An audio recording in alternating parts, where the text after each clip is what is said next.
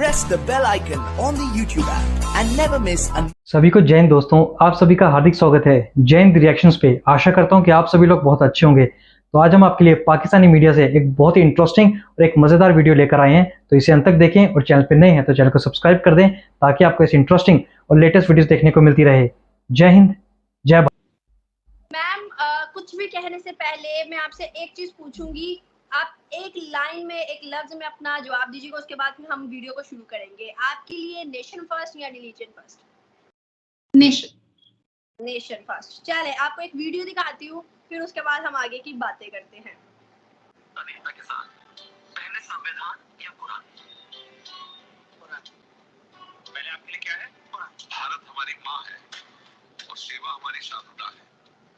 जब देश की बात आ जाएगी तो हम एक देश के नागरिक के रूप में खड़े मिलेंगे, साधु के रूप में नहीं। पहला उतराना होगा तो वहीं खड़े मिलेंगे।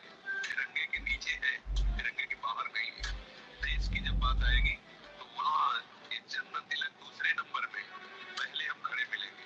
क्योंकि इसी देश में रहकर हम भगवत अर्चना कर रहे हैं, इसी देश में रहकर हम भगवत आराधना कर रहे हैं। तो हमारा देश हमारे लिए सर्वप्रथम हमारा भगवान है। हमारा देश तिरंगा हमारे लिए वो जहाँ हमारा सर झुकता है, उसमें नहीं कि हम बाबा जी। दोनों चीजों में डिफरेंस क्या है और आप इस पर अपनी क्या राय रखती हैं? देखिए, मैंने हमेशा कहा है कि नाजिया इलाही खान संविधान मानती है, नाजिया इलाही खान शिक्षा मानती है, नाजिया इलाही खान इस भारत की मिट्टी को अपनी माँ मानती है। मेरे लिए मेरी माँ की जो इज्जत है, मेरे लिए मेरी माँ के लिए जो तड़प है, मेरे लिए मेरे माँ के लिए जो इमोशन है, सेम इक्वली मेरी भारत माता के लिए है। मेरी माँ ने मुझे जन्म दिया है और इस भारत माता ने मुझे एक आइडेंटिफिकेशन दी है। इस भारत के मिट्टी से मोहब्बत करना मेरा फर्ज है। इस भारत की मिट्टी को सम्मान देना मेरी प्रथा है, मेरी संस्कृति है, मेरे संस्कार है, और इससे मुझे कोई भी दूर नहीं कर सकता है। मुझे कोई फर्क नहीं पड़ता है कि कौन मुल्ला, कौन मौलवी, कौन सड़क छाप 10 पैसे वाला, दाढ़ी टोपी वाला, लुंगी पहनने वाला, मदरसा छाप, जिसको ना 4 लाइन अंग्रेजी आती है ना 4 लाइन अरबी आती है, वो मेरे बारे में क्या बातें रख रहा है और मेरे बारे में कौन से फतवे निकाल रहा है, उससे मुझे अनम चवन्नी का भी फर्क नहीं पड़ता है।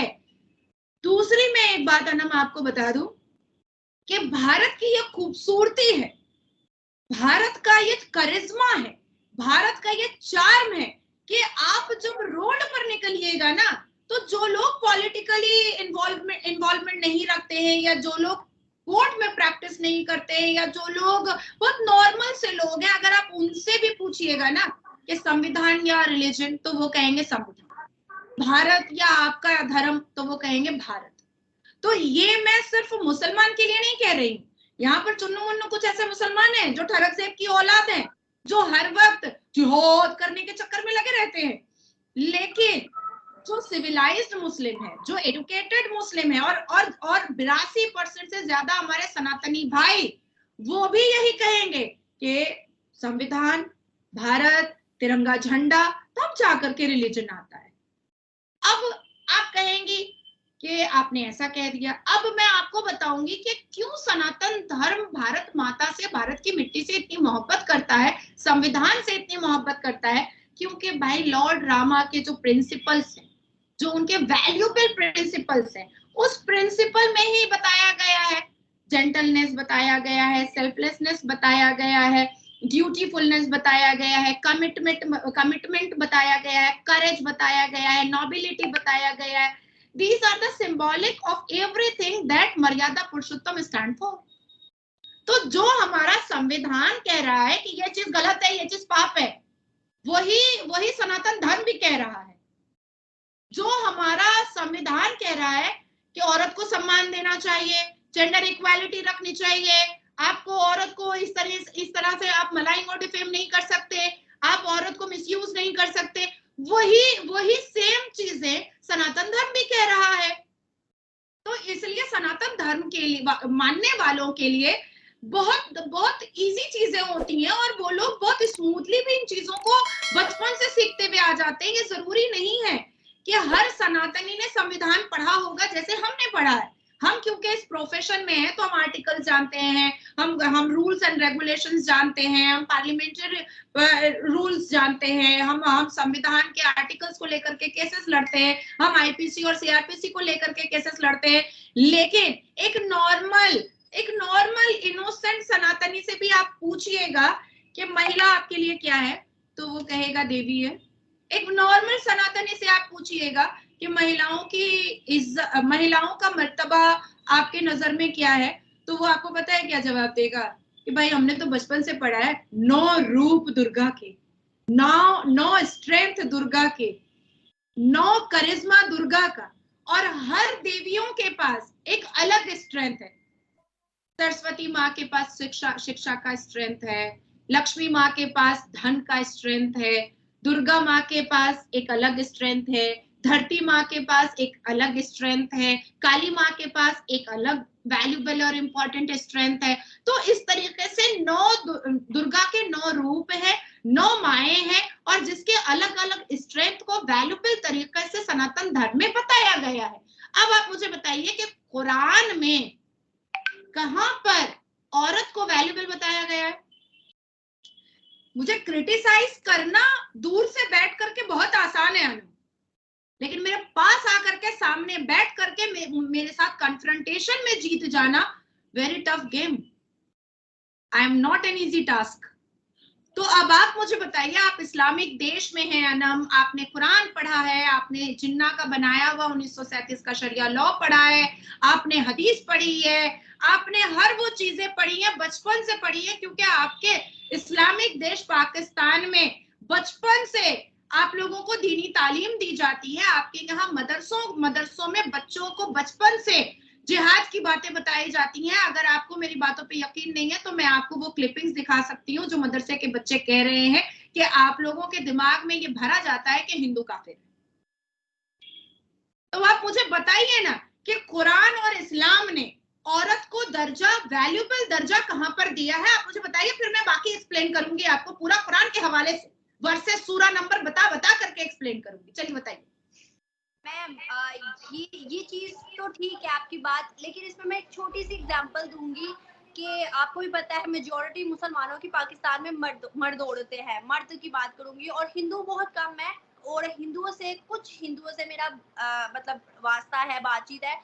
अभी राखी का जब ये फेस्टिवल गुजरा है तो मैंने ऐसे ही एक हिंदू को, मतलब इतना कोई क्लोज रिश्ता नहीं है, कोई बातचीत नहीं, मैंने वैसे ही कह दिया कि आप किधर हो, तो उसने कहा कि मैं तो अपने घर पे हूँ, बहनों के साथ राखी का फेस्टिवल था तो वो मनाना था। तो उसको मैंने कहा अच्छा चलो, मैंने तो सोचा था कि मैं तो आपको राखी बांधूंगी। आगे से उसने कहा बहन बनना चाहती हो?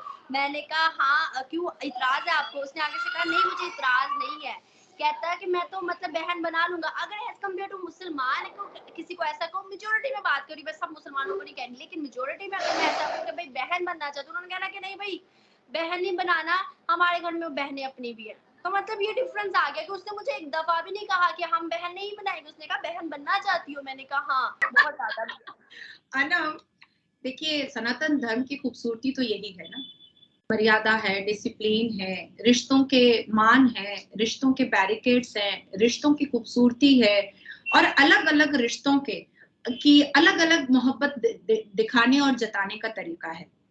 यही तो खूबसूरती है ना सनातन धर्म की। सनातन धर्म में रिश्तों की मर्यादाओं को बहुत ज्यादा दर्शाया गया है, दिखाया गया है, और जितने भी भगवान है, भगवान शिव है, भगवान राम है, या जितनी भी मैंने 9 देवियों की बातें कही है, वो जब हमारे घर में एक साथ खेल कूद करके, जब हमारे कजन ब्रदर्स भाई जो हैं वो खड़े होते हैं, तो हमारी उठान को देख करके उनके मुंह में लार टपकने लगता है और वो हमसे निकाह करने के लिए परेशान हो जाते हैं।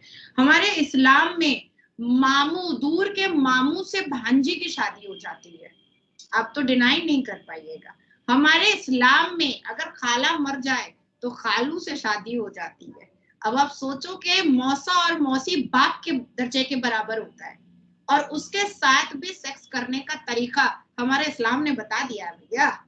मामू दूर का हो या पास का हो, है तो वो माँ का भाई ना, पर हमारा इस्लाम इस बात की अनुमति देता है कि अगर दूर का है तो कर लो, कोई बात नहीं है, और अगर मामू को पसंद आ गई है भांजी तो कर लो।